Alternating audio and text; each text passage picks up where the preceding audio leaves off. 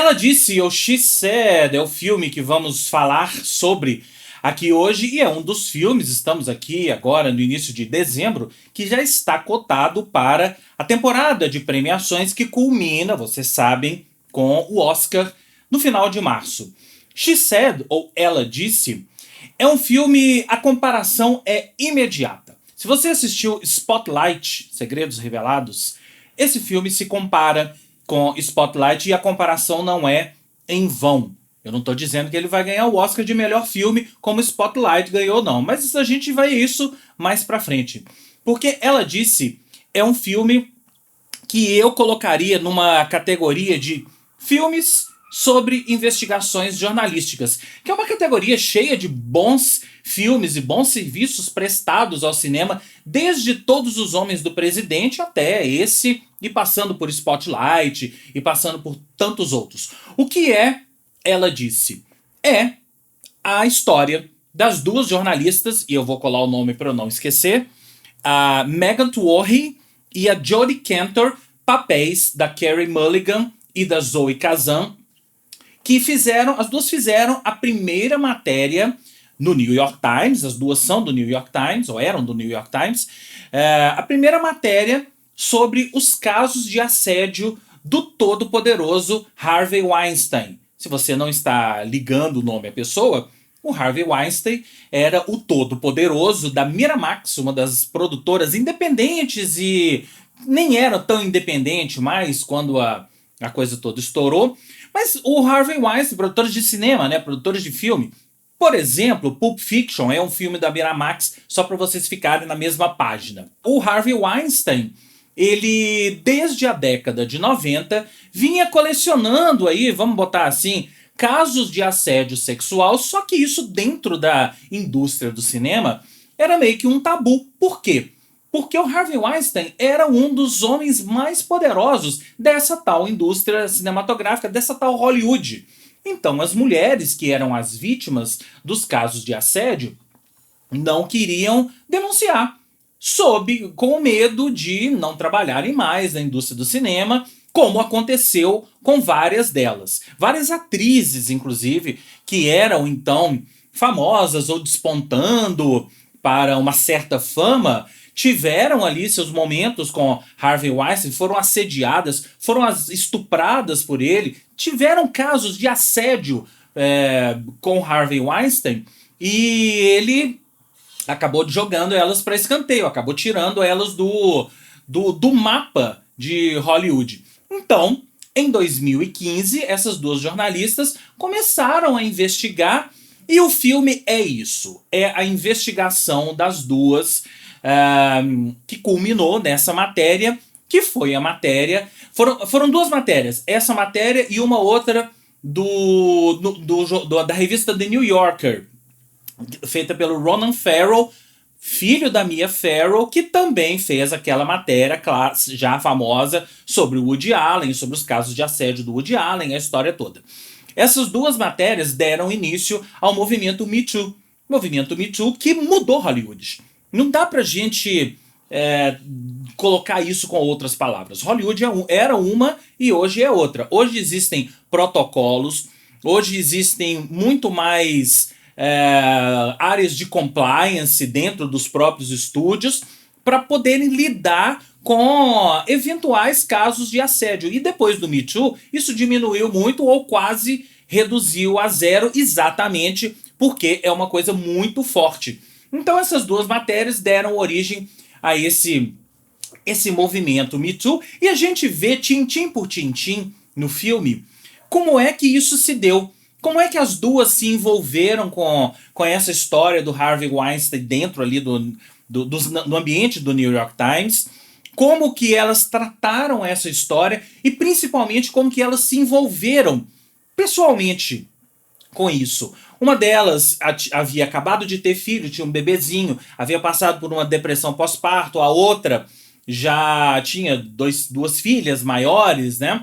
E elas, na medida que elas iam investigando e descobrindo os casos de assédio, elas olhavam para dentro de si e se perguntavam, será que é a coisa certa que a gente está fazendo? Claro que era, né? Mas de que forma a gente pode ajudar, de que forma. E a gente vê assim no olhar das duas, né? Acho que principalmente da Zoe Kazan, quando ela vai entrevistar as vítimas, quando ela vai entrevistar as mulheres que passaram ali pelas mãos do Harvey Weinstein, a gente vê ela mantendo a sua integridade jornalística, mas ao mesmo tempo consternada com a situação daquelas mulheres, com tudo porque aquelas mulheres passaram, com toda a tragédia envolvendo aquelas mulheres. Algumas tiveram suas vidas completamente dilaceradas depois desses casos de assédio.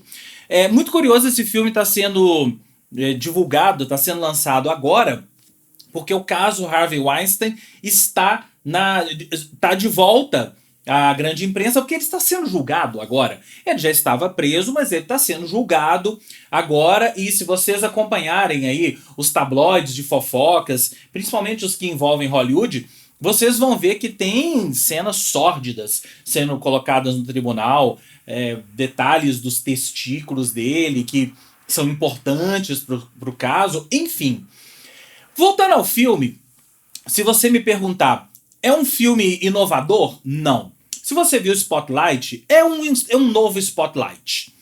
É um filme que não tem, narrativamente falando, não tem muita firula, não tem nada de diferente. É um filme que conta a história. A gente tem, sim, alguns momentos de respiro, entre aspas, à parte a própria história, que são... a gente vê as relações familiares das duas, né, com o marido, com filhos e tal, como é que elas levam toda essa carga negativa desse caso Harvey Weinstein para dentro de casa, processam isso e transformam isso, de certa forma, em energia, para poder chegar no dia seguinte e dar a volta por cima e vamos continuar a matéria. É um filme que eu tenho certeza que quem é jornalista, quem gosta de jornalismo, quem se interessa por casos jornalísticos, vai gostar muito mais, às vezes, do que o público comum, como é o próprio Spotlight. Spotlight é um filme que, para jornalistas, é muito instigante. Aliás, um parênteses, é muito legal, porque eu fui assistir com uma amiga que é jornalista também, e a gente depois ficou comentando, né, que tem um determinado momento do filme que a editora das duas, né, elas chegam a três possíveis testemunhas, né, que elas precisavam entrevistar, e viram para a editora e falam, olha, a gente chegou nesses 3 nomes. E a editora pergunta, por que vocês não entrevistaram? Aí elas falam, não, uma tá na Califórnia, uma tá na Inglaterra e a outra no país de Gales. A editora vira para elas e fala assim, e vocês não foram por quê ainda? Aquela coisa de um jornal como o New York Times, cheio de dinheiro, pode bancar passagem e hospedagem no dia seguinte para uma jornalista ir para a Inglaterra simplesmente entrevistar, né, entrevistar uma fonte para a matéria. Isso, na realidade jornalística brasileira, por exemplo, é uma coisa quase impensável. Imagina, você vai agora para outro país só para encontrar com uma possível fonte. Então, parênteses à parte, eu acho que é isso. É um filme que vai agradar muito mais jornalistas, mas é um filme que também quem se interessa pelos bastidores de Hollywood, também quem se interessa não só pelos bastidores de Hollywood, mas por entender o que era Hollywood de antes e em que Hollywood os filmes eram feitos anteriormente e como isso mudou nos dias de hoje, né? Qual é a Hollywood que nós vemos nos dias de hoje e que tipo de filmes são feitos e por que esses filmes são feitos, né? E como o movimento Me Too mudou Hollywood. Essa história do movimento Me Too mudou Hollywood não está exatamente no filme. Eu recomendo vocês lerem depois sobre o movimento Me Too, assistam o filme e depois acessem, procurem o movimento Me Too, principalmente o primeiro tweet, que é da Alyssa Milano, a atriz Alyssa Milano, que foi quem iniciou esse movimento provocado pela matéria do New York Times. Então é isso, ela disse, um dos filmes dessa temporada de Oscar que tá super bem cotado. Eu até não acho que ele vai ser favorito aí para melhor filme. e tal. Talvez ele esteja ali entre os 10 candidatos a melhor filme, mas eu acho que ele tem mais chance, não só em roteiro, quanto no elenco. As duas atrizes principais, a Zoe Kazan e a Carey Mulligan, estão muito bem. Esqueci de falar que é o filme de uma diretora alemã chamada Maria Schrader. Só poderia ter sido dirigido por uma mulher esse filme. E que você conhece pela série Nada Ortodoxa, da Netflix. Aquela série daquela menina judia, lembra?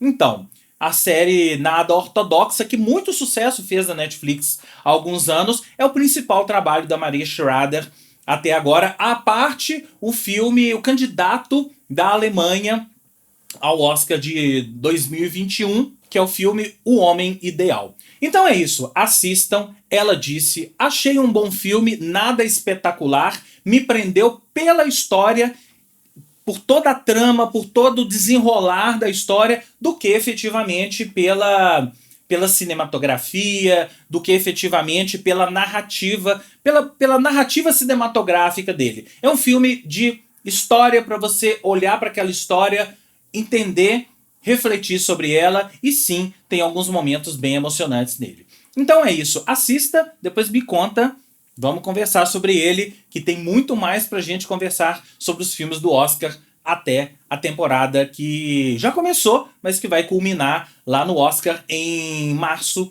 de 2023. Grande abraço e até mais.